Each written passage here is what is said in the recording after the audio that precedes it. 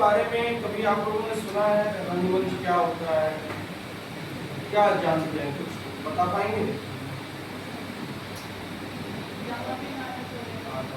Can you speak loudly? नाटक वगैरह नहीं, नाटक, ठीक, गुड। अच्छा, मैं आपको बताऊं, रंगमंच का जीवन में महत्व बहुत ज्यादा होता है, क्योंकि रंगमंच सिर्फ मंच पर नहीं होता, वो आम जीवन में भी होता है। क्योंकि ये धरती जो है वो, उसमें बहुत सारे रंग हैं और हम सब कठपुतलियां, हम सब अभिनय ही कर रहे हैं। यहाँ पे हम बैठे हैं, टीचर के सामने हमारा व्यवहार अलग होता है, अपने घर पे अलग होता है, दोस्तों के साथ अलग होता है, सिनेमा में जाते हो अलग होता है। वहीं जब आप कोई इंटरव्यू देने जाते हो, आपकी पर्सनालिटी, वहां पे आप अपने आप को दूसरे तरीके से प्रेजेंट करते हो। सही बोल रहा हूँ? बस हर जगह हम अभिनय कर रहे हैं। जो रंग समाज में रंग फैले हुए हैं, उन्हें हम जब समेट के एक जगह पे किसी एक कहानी या कविता या और किसी माध्यम को हम प्रेजेंट करते हैं, वहाँ पे वो हम नाटक में आ जाता है। चाहे वो कविताओं का रंगमंच हो, कहानियों का रंगमंच हो, एकांकी हो, इस तरह से। नाटक जो है वो दृश्य काव्य, काव्य दो होते हैं, श्रव्य काव्य और दृश्य काव्य। श्रव्य काव्य में क्या क्या आता है जानते हैं आप? क्या?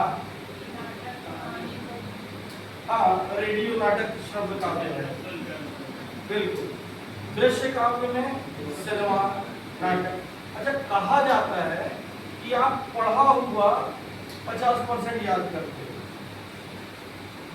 सुना हुआ 60% याद करते हो, लेकिन देखा हुआ 80 से 85% तक आपको याद रह जाता है। इसीलिए हमारे लोक शैली में, हमारे व्यवहार में, मतलब जो चाहे वो रामलीला हो, रासलीला, ये जो लोग पढ़ नहीं सकते थे, उनको समझाने के लिए धर्म और चीज़ों को हम लोगों ने, हमारे जो पूर्वज हैं उन्होंने ये किया, रामलीला वगैरह, जिसे दृश्य काव्य में मिलता है।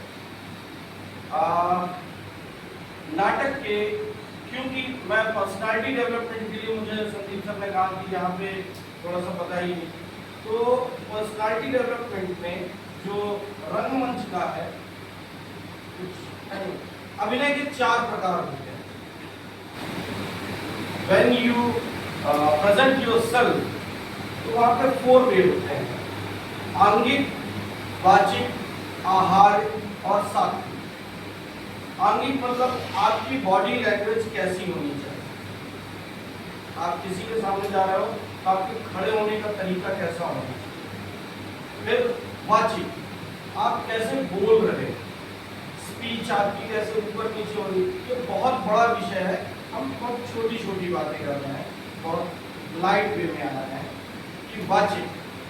फिर आहार, आपने क्या परिधान पहना हुआ।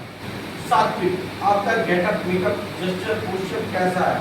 आप किसी के सामने कुर्सी पे बैठे हुए हो तो आपके हाथ कैसे होने चाहिए, आपकी गर्दन कैसे होनी चाहिए, बॉडी कैसे होनी चाहिए। बहुत लोग ऐसे खड़े होते हैं, ऐसे नहीं करते। तो आप लोग कभी इन सब चीज़ों के बारे में जानना चाहते हो या कभी पढ़ा है या जाना है? अभिनय के प्रकार, जैसे आप बोल रही हो नाटक, तो नाटक में और क्या क्या आयाम, कुछ पता है आप लोगों को? हम बात कर रहे हैं, बात कर सकते हैं, कुछ बोलिए भाई। सॉरी,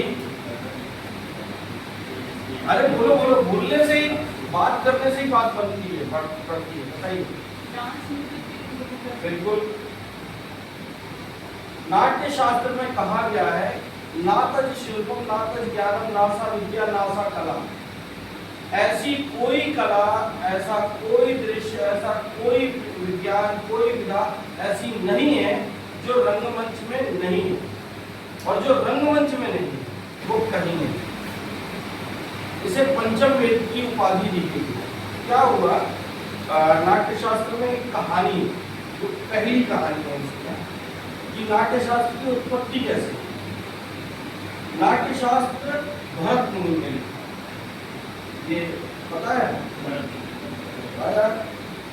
तो क्या हुआ कि जब देवासुर संग्राम हुआ, देवों का और असुरों का संग्राम हुआ, तो बहुत ज्यादा मारकाट फैली, बहुत बहुत ज्यादा मतलब मारे गए लोग। तो पूरे पूरे ब्रह्मांड में नीरसता फैल गई, नीरस हो गए लोग, तो सब उदास वैसे ही। तो ब्रह्मा जी ने रसों की उत्पत्ति की और भरत मुनि को बुलाया और भरत मुनि से कहा कि आप पंचम वेद की रचना कीजिए जिनमें ये सारे रसों का समावेश, ताकि लोगों में हंसी आए, करुणा आए, दया आए, घृणा आए, जितने भी रस हैं, 9 रस हैं, तो सारे रसों का समावेश हो और वो लोग उसको मनोरंजन और ज्ञान और सब के लिए भी उसका इस्तेमाल कर सकें। तब भरत मुनि ने नाट्य शास्त्र की रचना की और कहा जाता है कि पहला नाटक जो था वो इंद्रसभा, जिन्हें ये एक तरह से रंग यज्ञ भी कहा जाता है, प्रयोग कहा जाता है। अलग अलग जगहों पे अलग अलग तरह से इस चीज को उल्लेखित किया गया है। आप लोगों ने कभी नाटक किया है कोई स्कूल में? वो कौन सा? अरे कोई नाम तो रखा होगा ना?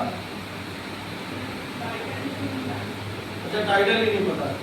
मैं वर्ष 2000 से रंगमंच ही कर रहा हूँ सिर्फ, और आज 2025 चल रहा है, लगातार सिर्फ रंगमंच।